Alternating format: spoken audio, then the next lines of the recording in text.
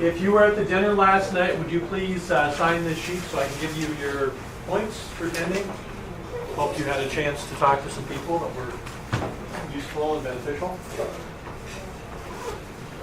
I've got two people, I don't know who they are, that didn't turn in your NRO2 sheets for scoring. So if you haven't turned in your NRO2 sheets, please do so. Did you get ours figured out? I'm still looking. I think it might be 4. Yeah. Or maybe. I put it in the drawer instead. I Sorry. thought our thing said each. Yeah, ours was like each. Oh, but I don't know if we got ours figured out. I didn't know there was a number. So there was a number on these items. there's another on top, yeah. Yeah, I like that better. I can probably figure it out. What's that? I like the setup last night. You like the setup better last night? Yeah. Most more possible. Most you walk around. You know how this is too. I think that's the consensus. So did you try to take home food? Yes. Yeah. The chicken is delicious. They actually recommended to Natalie to begin with twice the amount of food we ended up with. And she said, no, that's too much.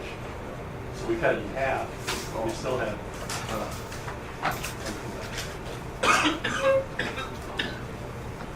Do you have another template thing that was handed out last night? Yeah. Natalie will have those. Yeah. She'll send you a copy. I make contact her. Yeah.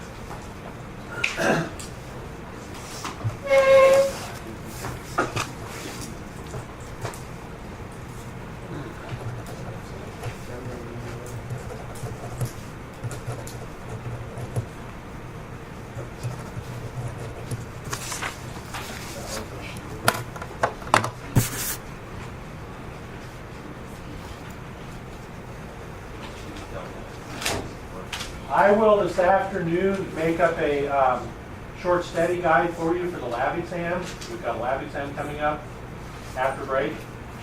It's really only over 3 labs, but I'll try to give you some guidance in terms of what level of details you have to know for certain kind of things. This one is much less hands-on and much more interpretation of results. And you have to know a little bit more about the theory and kind of, especially some of the chemistry that explains why you get a particular color development and a particular type of test. I know you don't like to study over break, but I think that you should put a little bit of time into trying to get ready for that lab exam. Don't wait until you come back on Monday to try to get ready for the lab exam. Okay? If there's probably one take-home I took from this last exam, besides the fact that there was a incredibly bimodal distribution, the big hump on one side and the big hump on the other side, is that those of you that didn't score as well aren't really hitting it soon enough and spending enough time kind of studying as you go. It's just difficult otherwise to keep things straight, particularly if you're trying to learn all of these chemotherapeutic drugs and diseases and bacteria that cause them, for example. And that's really going to be the case in this next material. Okay, when we talk about the immune system, it's going to be hard to keep things straight unless you keep on top of it and start reviewing your notes, ideally after every class, and keep up with those notes and keep up with those PowerPoints, because the stuff builds. What I'm going to try to do as we go through this stuff is we'll take a couple steps forward and then take a couple steps back and kind of look at the big picture again, and then get into some more detail and then step back and look at the big picture again. Basically, what we're going to try to do is we're going to try to look at what some people call the opera of the immune system. And we're going to look at it from the point of view of where we are right now, is we're looking at kind of where is the opera being held? Okay, what's the theater look like? So we talked a little bit about the lymphatic system, the circulatory system. Who are the actors? Okay, if you ever go to a play, they give you that playbill and give you information about the various actors and who they are, things. You need to know who the actors are. Okay, you need to know the difference between B lymphocytes and T lymphocytes, and macrophages and dendritic cells.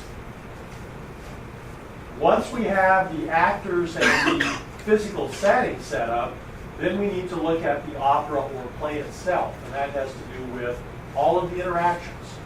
And the interactions are between the players, but there are also interactions between the environment and the players. And so your body plays an important role not only in providing these immune cells, but the setting in which this takes place is important, influencing the outcome of this. So it's really something that's kind of integrative. We talked about the fact that the immune system is characterized by a lot of feedback, a lot of redundancy, and there's constantly on the board here going to be kind of these diagrams of things, with all these arrows going this way and that way, trying to get you to appreciate the complex relationships that happen during this coordinated immune response. So it's not the kind of thing that you can really just kind of cram at the last minute. It really is something that you really do have to keep up with on a regular basis. So that is definitely my recommendation.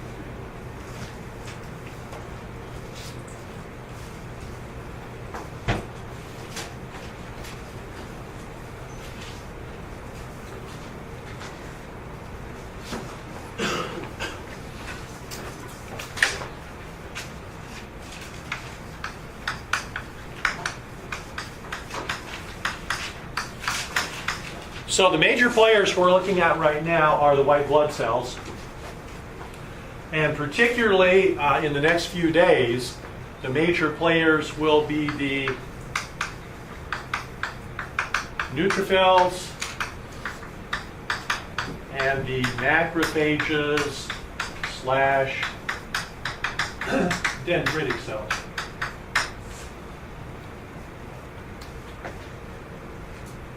What do you need to know?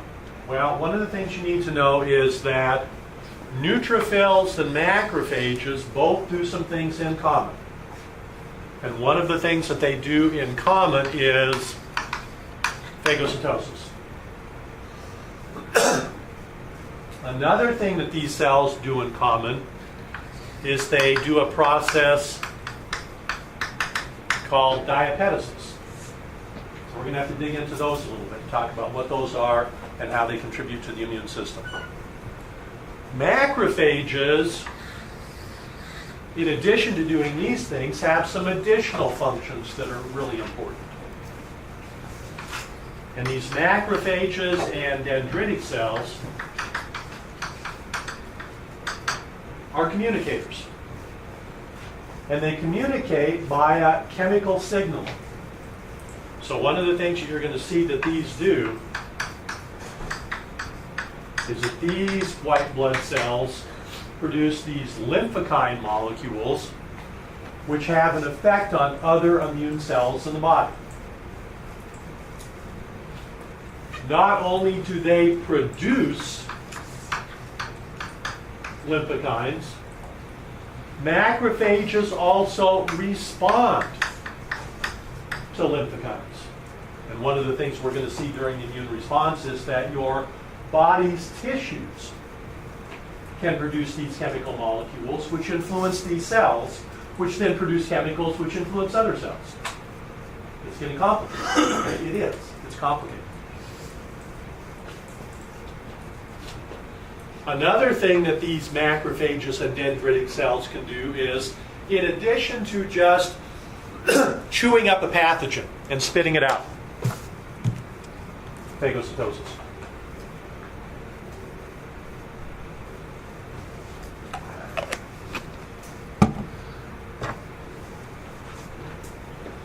These cells are also capable of antigen presentation.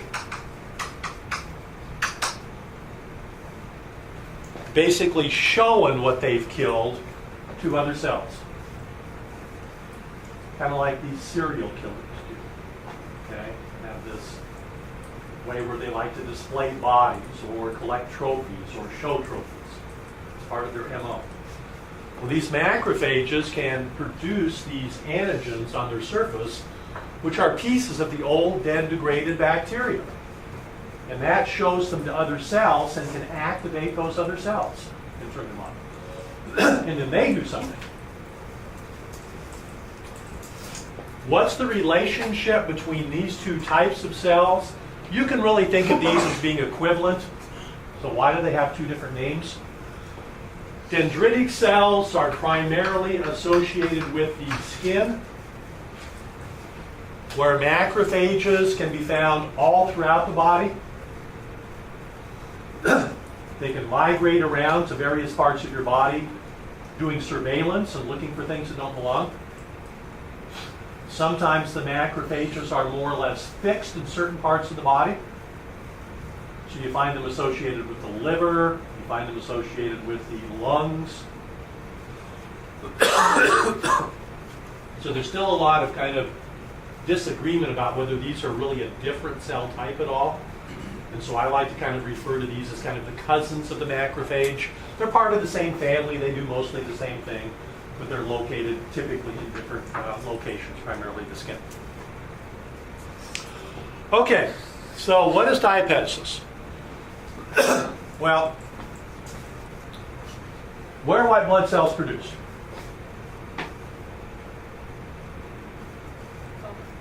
Bone marrow, okay? And they're released into the circulatory system. But is that where most of the immune reactions take place? And is that where most of the response to infection occurs? No. If you get a sliver, for example, and bacteria are introduced into your skin, how do these cells get out of the circulatory system and into the surrounding tissue where they can then gobble up things and kill them? That particular process is called diapetesis. Okay, so they're literally kind of crawling out of the circulatory system and into the surrounding tissues.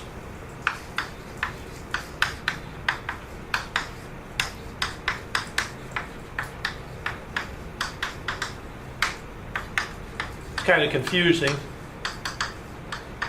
Diapetesis can also be referred to in the literature as transmigration. Just a synonym for that. It's also referred to as leukocyte extravasation.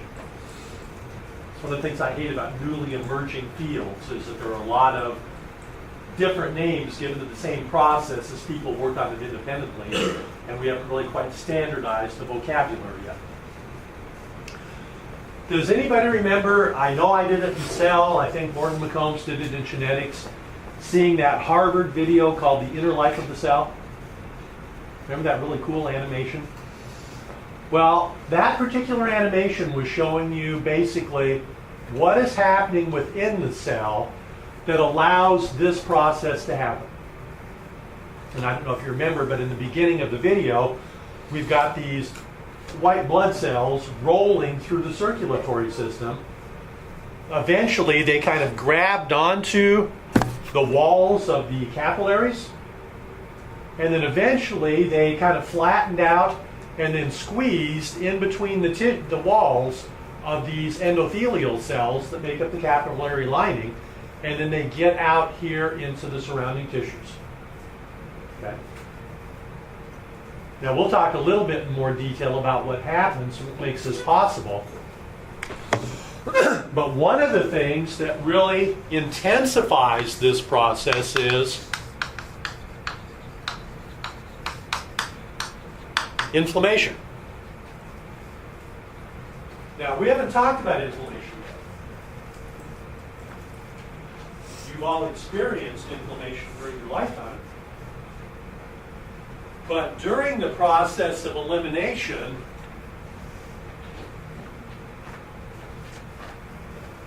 a whole bunch of different types of chemicals are produced. And one of the things that those inflammatory chemicals can do is they can influence the blood vessels.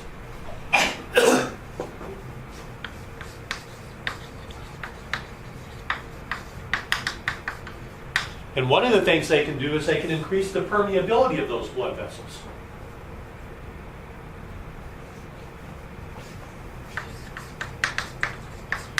Another thing they can do is they can cause the blood vessels to dilate.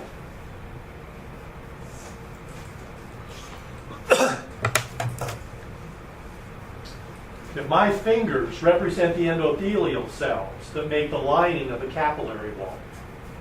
Okay? When those blood vessels are constricted, then the endothelial cells are really tight against one another, and there's a pretty good barrier against things leaking out. But under the influence of some of these chemicals produced by inflammation, if those blood vessels dilate, it loosens up the junctions between those particular cells. And it actually makes the membranes of the cells more permeable. And that facilitates this particular process of diapetesis. And things start crawling out of the circulatory system into the surrounding tissue. So the importance of this inflammation producing these chemicals that facilitates this process is really a big part of your response to damage and infection. Now, how does a white blood cell know that there's stuff out there to respond to? Well, other chemicals that are produced, sometimes during inflammation, others produced during other parts of the immune response, are chemotactic. You know what chemotaxic is? Response to a chemical. It's a response to a chemical stimulus, and in this particular case, it's an attractive response. So inflammation can produce, excuse me, these chemotactic substances that attract the bacteria. Damaged tissue can also produce chemicals that are chemotactic in nature. So this is something that we're going to come back and talk about a little bit more about, this process of chemotaxis.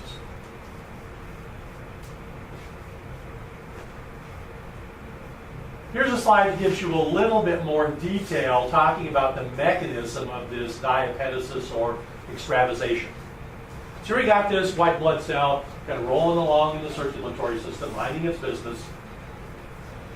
And as a result of an infection, inflammation occurs, and that starts causing some changes to occur within these endothelial cells. And basically, molecules are produced called selectins that make those endothelial cells stickier and more likely to bind the white blood cells. So white blood cells are rolling along, and all of a sudden, they start encountering this sticky stuff that kind of slows them down. At the same time, these chemicals induce changes in their genes that causes them to produce new molecules called selectins, and they're receptors that then will bind to these sticky things on the endothelial cells. That's what you were seeing in the inner life of the cell, was all those intercellular changes that were changing the receptors on the surface of those white blood cells. Eventually they're slowed down and they stop, and then under the influence of these inflammation products, the membranes become more leaky, the cells separate a little bit, and this process of extravasation takes place. And now we've got the white blood cells out there where the thread is. Now phagocytosis can take place. So here's a white blood cell. Here are some probably gram-positive long bacillus. And these white blood cells can change their shape and produce these pseudopodia, false feet, which basically engulf that particular bacterium and pull it into the cytoplasm of the cell.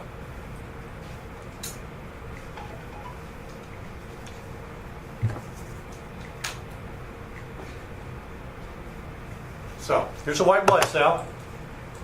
Here's some bacteria. And ultimately, this white blood cell will engulf some or all of those bacteria and destroy them.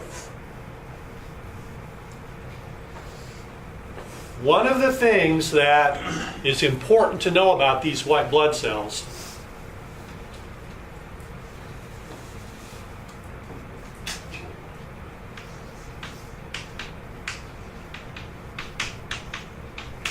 is that they have some receptors on their surface.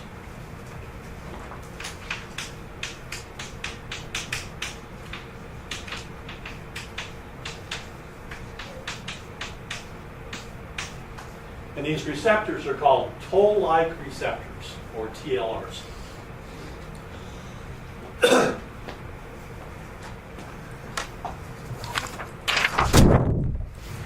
TLRs are kind of generalized receptors. They're looking for certain themes, if you like. And the themes are molecules.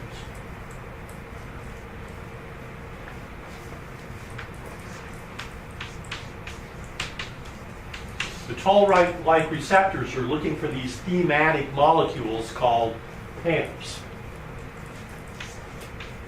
PAMP stands for pathogen-associated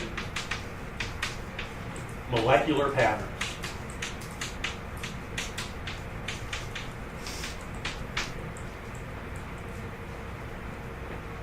And these are things that typically are found on pathogens, but not found on host cells. So it could be something associated with a peptidoglycan cell wall. Or maybe the PAMP are molecules associated with the LPS layer. Or the bacterial flagellum.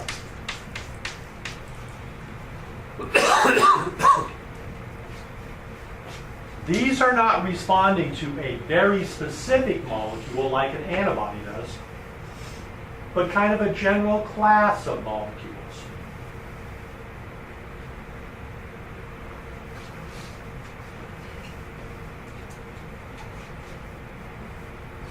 So when these toll-like receptors, which are illustrated in blue right here, recognize some PAMPs associated with the bacterial cells, a binding occurs.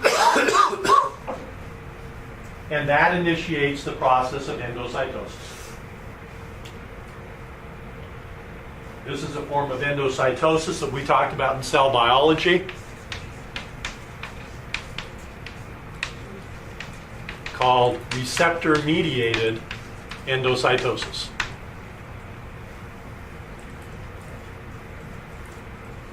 So it's got some specificity to it. It's not just bringing in anything and everything from the surrounding environment. But the specificity is just for kind of foreign bacteria in general. It's not for a particular species. Okay? That level of specificity is going to take place later when we talk about antibodies reacting with specific antigens.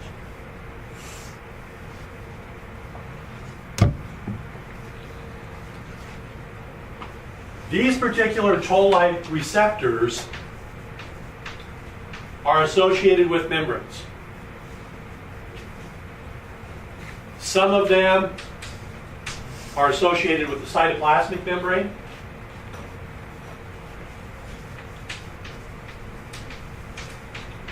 Some of them are associated with the phagosome membrane.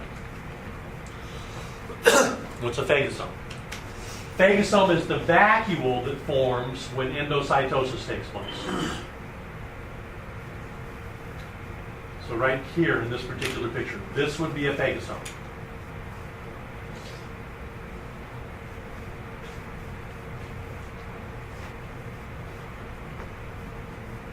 Well, what happens when these toll-like receptors bind to a PAMP? Well, one of the things that happens is phagocytosis occurs. But some other interesting things happen. When those toll-like receptors are activated, if the cell is a macrophage / dendritic cell,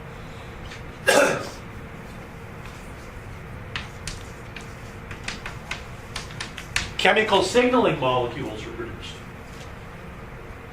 So other cells can get involved in the process of responding to infection.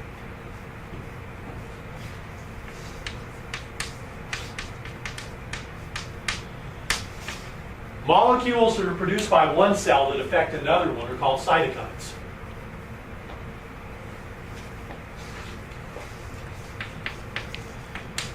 If the cell is a white blood cell, oftentimes the cytokine is indicated as being a lymphokine. Also referred to as an interleukin, or IL. So in some immune cells, like macrophages, binding to the toll-like receptor doesn't just bring the pathogen into the cell for phagocytosis, it initiates this process of producing these chemical molecules, these signaling molecules, which get other immune cells involved. Neutrophils can't do this. Okay? About the only thing their toll-like receptors do is latch onto the pathogen and help bring it inside. They don't produce these cytokines/lymphokines, but the macrophages do. Another thing that can happen is if these PAMPs are associated with a cell surface. Maybe it's a virus-infected cell. So here, instead of this being a free, if you like, foreign molecule, it's part of a cell surface. One of your cells has become damaged.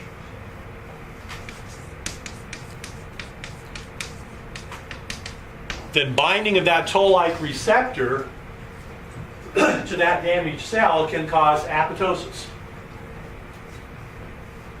Apoptosis is programmed cell death. And those host cells then are killed. So this is one of the early mechanisms that helps kill damaged cells, a virus-infected cell or a cancerous cell.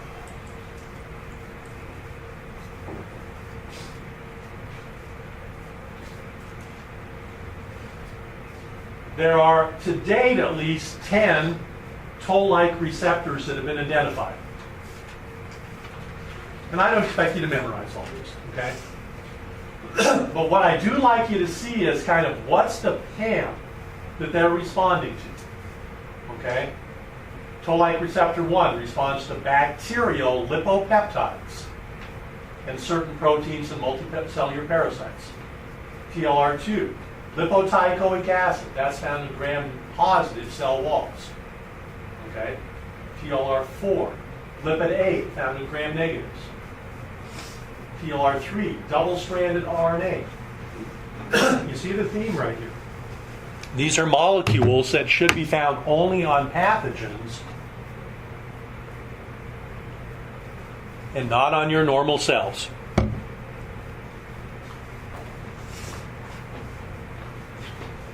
There are some similar types of molecules called NOD proteins that aren't membrane associated. They're kind of like free-floating TLRs in the cytoplasm of the cell. Kind of like the difference between a membrane-bound and a free ribosome. Toll-like receptor would be kind of like a membrane-bound ribosome, and the NOD protein would be a free ribosome. But again, these are binding to these PAMPs. It's part of your protection system.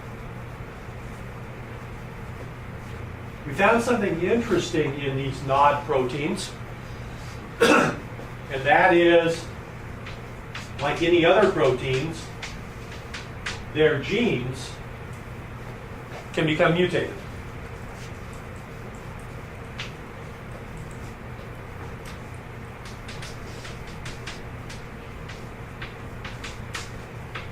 And in these mutated genes, the NOD proteins are responding inappropriately to stimuli.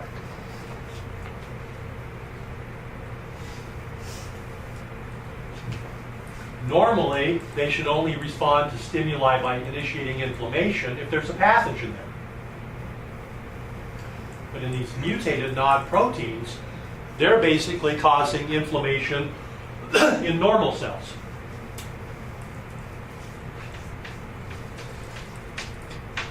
I mentioned Crohn's disease.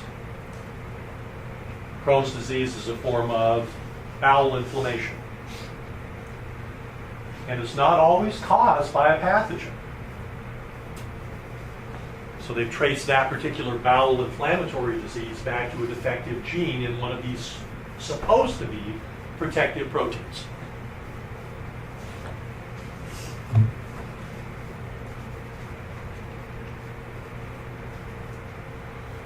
Okay, so what happens when you have a phagosome? You got bacteria there. They're still alive. Now, if things stopped right here, that's a problem. Because now these living bacteria are inside of the cell and protected from the other components of the immune system, like antibodies. They've got safe haven in there. And since these white blood cells can migrate and move around through the body, they can then be disseminated to other locations in the body. This is a great thing for them. What should happen is that killing mechanisms are initiated, which eventually result in destruction of the pathogen and then release of the debris. And if this is a neutrophil, it's just going to throw all that stuff out there into the environment as junk. If it's a macrophage or a dendritic cell, it's going to display some of that on its surface to be able to show to others. Okay? It's captured the flag. And now it's showing it to everybody else saying, hey, look what I found. Come help. So, what's the main killing mechanism? Well, the main killing mechanism results when this phagosome fuses with a lysosome. And what are lysosomes loaded with?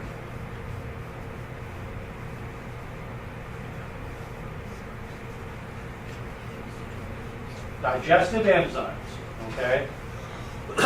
Those digestive enzymes as a group are referred to as acid hydrolases. They prefer an acidic pH, and they break molecules down. And there's over 30 of these acid hydrolases that have been identified and characterized.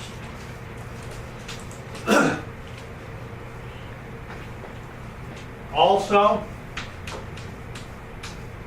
within that lysosome is some lysozyme.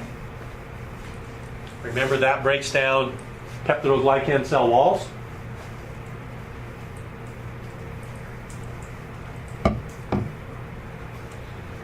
Another thing that you see happen within this phagolysosome, that's what you call it when you fuse the two together,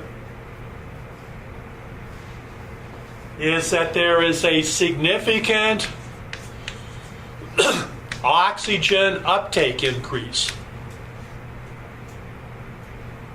And the cell's aerobic respiration really ramps up.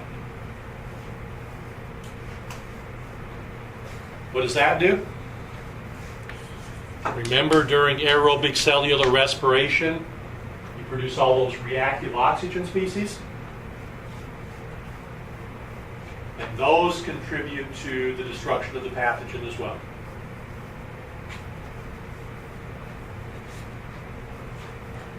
You start producing some superoxides and some peroxides and some singlet oxygen and some hydroxyl ions.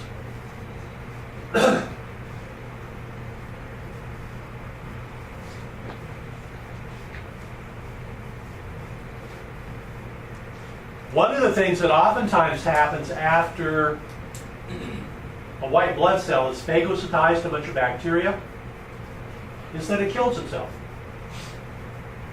Apoptosis. And when it does so, it releases its DNA and proteins out into the environment. And they all kind of form a net called a neutrophil extracellular trap. And that can help to trap and locate pathogens. So this is a net right here in green that's been formed by a dying white blood cell. And here's one of the pathogens then that helps to trap. And it localizes that and keeps it in place so that when other immune cells come, they don't have to chase it down.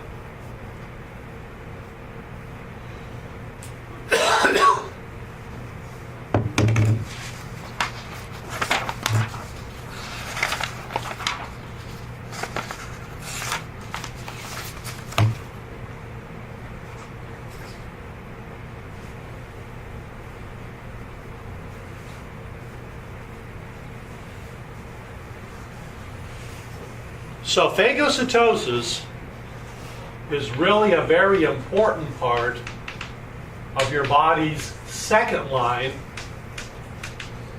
of defense.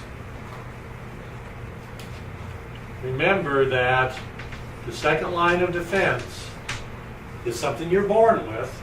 It's innate. But it tends to be non-specific. So phagocytosis, for example, is responding kind of in general to a bacterial or a viral threat, but not a specific organism.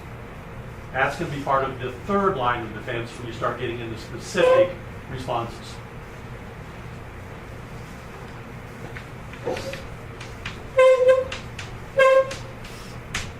There's another important component of your second line of defense that is cellular in nature, but is chemical in nature. And that's a group of substances called interferons. Have you ever heard of interferon before? It's a therapy that's been around for a while. It's been used to try to treat viral infections like HIV and also to treat certain types of cancers.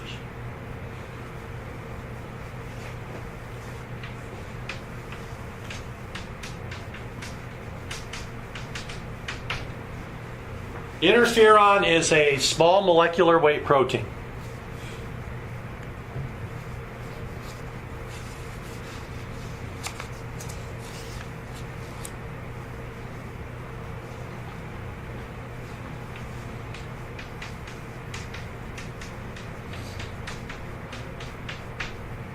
White blood cells can produce interferons.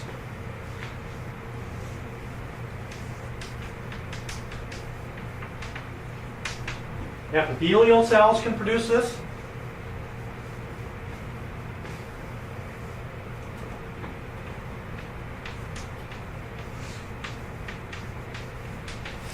And a specialized type of cell called a fibroblast can produce interferon.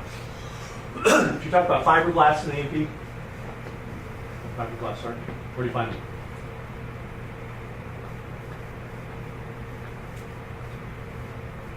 Primarily associated with connective tissues.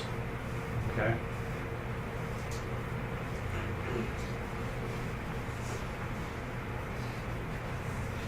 What causes these particular cells to produce this low molecular weight protein?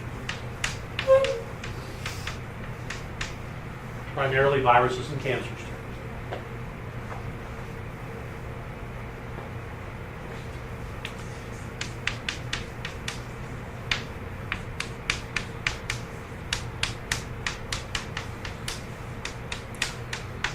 There's two general categories of interferons, called type 1 and type 2.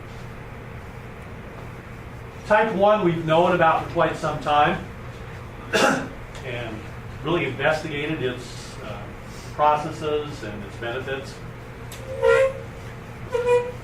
There are two forms of type 1 interferon called alpha and beta. We're not going to really get into the differences in those. They basically do the same thing, but they're produced by different kinds of cells.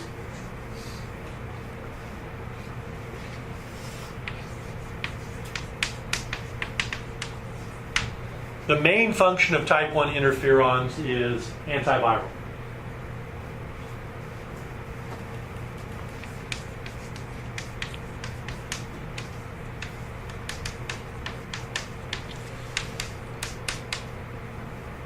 And the major thing that these antiviral substances do is they protect uninfected cells. So this is the way your body responds to infection and tries to prevent healthy cells from becoming infected by virus.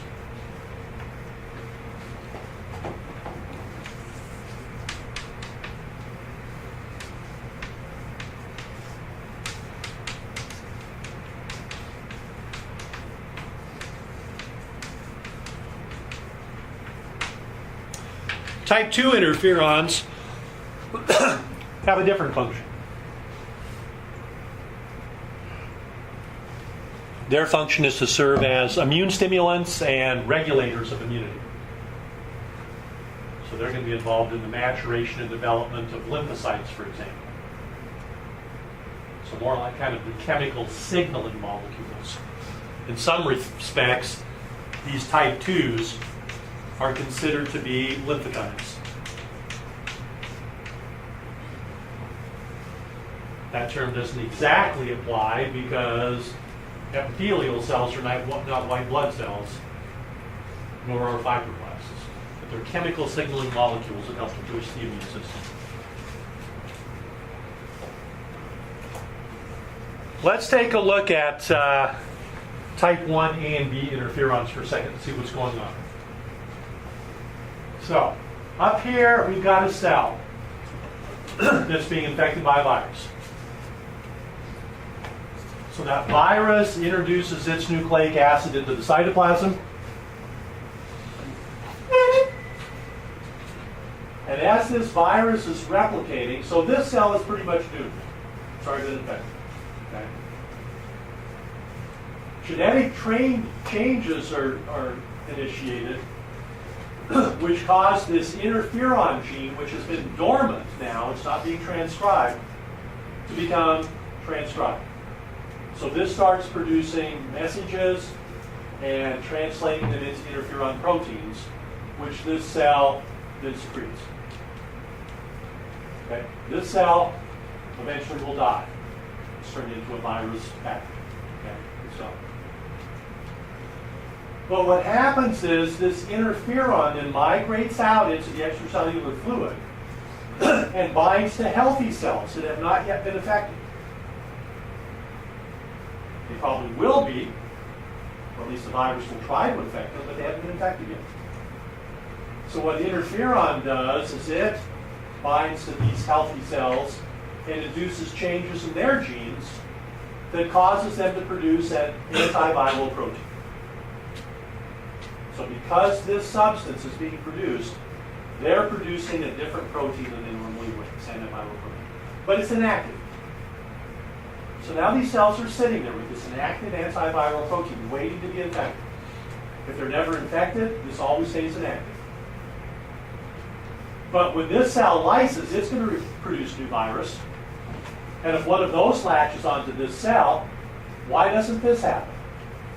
Because when the nucleic acid enters the cell, it combines with these inactive antiviral proteins, and that activates them, turns them on. And that results in a degradation of the viral messenger RNAs, interferes with the replication of the virus, and now this virus life cycle is short-circuited and this cell survives. Okay? So this cell basically sacrificed itself to protect its neighbors. And one cell can produce many of these interferon molecules which can diffuse out and attach to many healthy cells, preventing them. This is one of the things that limits infection during viral infections. It's a very important protein. This just gives you a kind of a summary of characteristics of human interferons, type 1 and type 2, indicating differences between alpha and beta. Don't worry about that. Well, what's the inducing agent? Virus in this particular case. Production of antiviral proteins is the consequence of that. Type 2s, such as gamma interferon, are more immune regulators. They can stimulate phagocytosis. Okay? They can activate macrophages. They basically pump up the immune system and make it more responsive and more robust.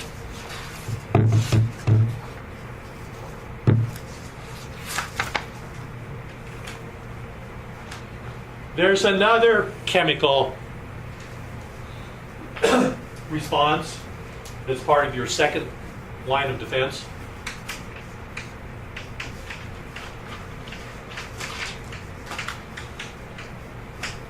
Called the complement system.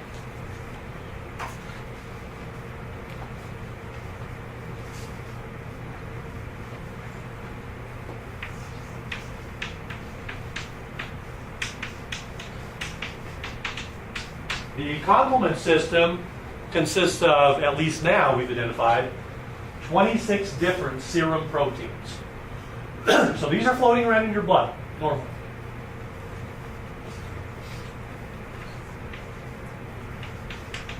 What's producing them? Liver cells produce complement protein, and there are white blood cells that produce complement proteins as well.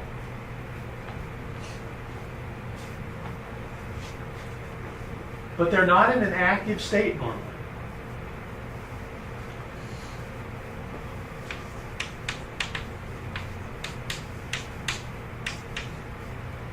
If there is some type of stimulus, however, which is typically associated with an infection, then these proteins get activated.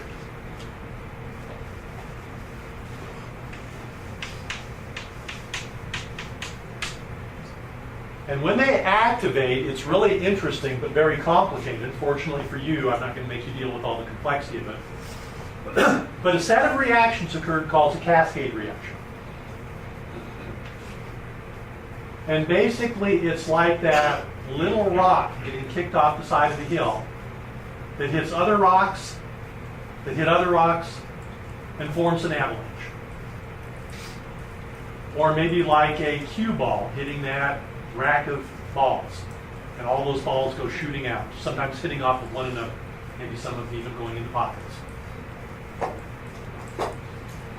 During this particular cascade, a molecule becomes activated, and then it's an enzyme that activates something else.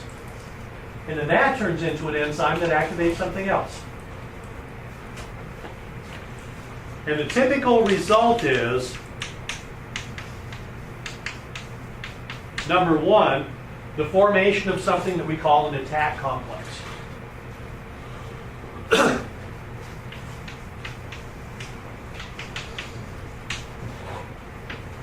Another thing that typically happens, but not always, is that various chemicals are produced as a result of this process.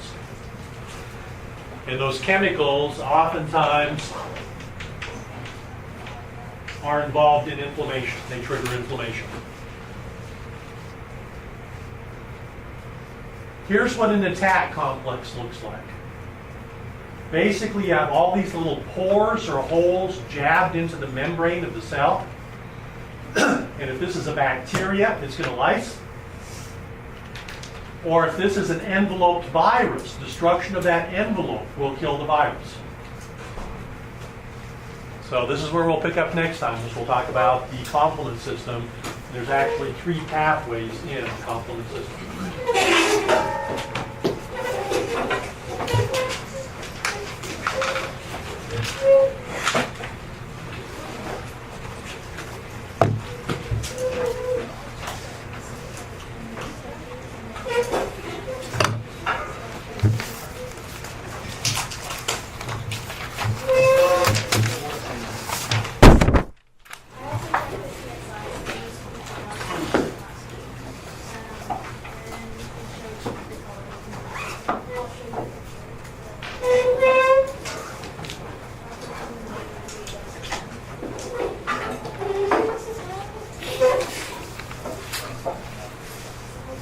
Was Kaylee there last night? You know?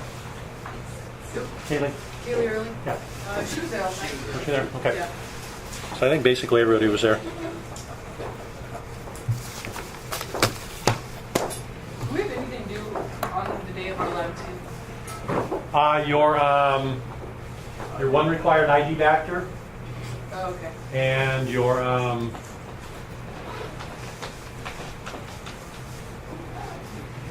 else. Gram-negative, unknown. That's Is that the date exact? That's last day of class, isn't it? Doing things with the computer. So the one ID factor, the optional ones aren't due until last day of class. Okay.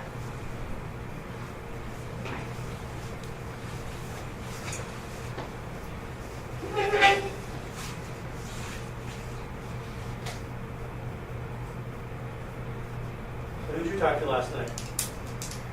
I talked to 3 of the people that went to the DO schools. Okay. Nicholas Kerr, Fisher, and West, is it? Michael West? Or he's at No, Marion Mike right wasn't now. there.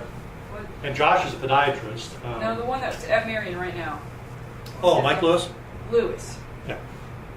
That's who it was. And then I talked to Hyder, Okay. Country's son. And Lily. She was up on the panel. Her name's start with the L. She did the one-year master's program before getting into Oh, Camille? No.